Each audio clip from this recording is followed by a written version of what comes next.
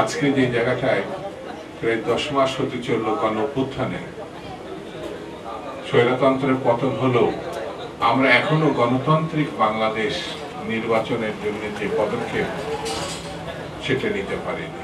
সেটা হচ্ছে সাধারণ নির্বাচন অনুষ্ঠিত করা সম্ভব হয় না। সংস্কারের নামে শেখ হাসিনার মতো উন্নয়নের সবক শোনাচ্ছে এই সরকার আমাদেরকে। যতদিন নির্বাচিত সরকার প্রতিষ্ঠা করা সম্ভব না হবে ততদিন ফ্যাসিবাদকে কাপন করা চূড়ান্ত করা যাবে না। একেবারে শেষ পদক্ষেপটি যতদিন আমরা নিতে না পারবো, অর্থাৎ নির্বাচিত সরকার প্রতিষ্ঠা করতে না পারবো, ততদিন পর্যন্ত সংকট দূরীভূত হবে না।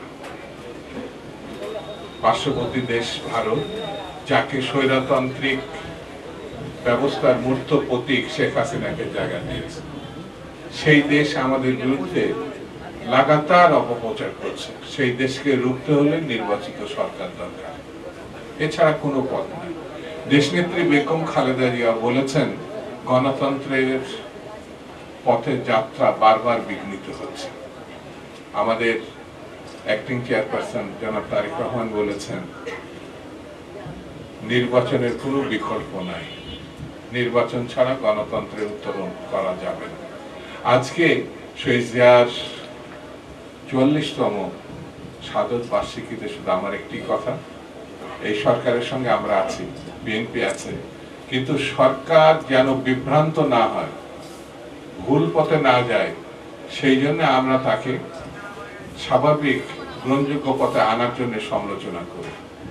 এই সরকারকে অবশ্যই জনগণের পক্ষে থাকতে হবে, দেশের পক্ষে থাকতে হবে, গণতন্ত্রের পক্ষে থাকতে হবে, স্বাধীনতার পক্ষে থাকতে হবে।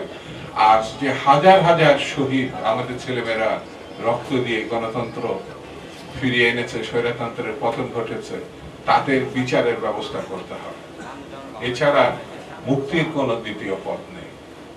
আমাদেরকে ঐক্যবদ্ধ থাকতে হবে।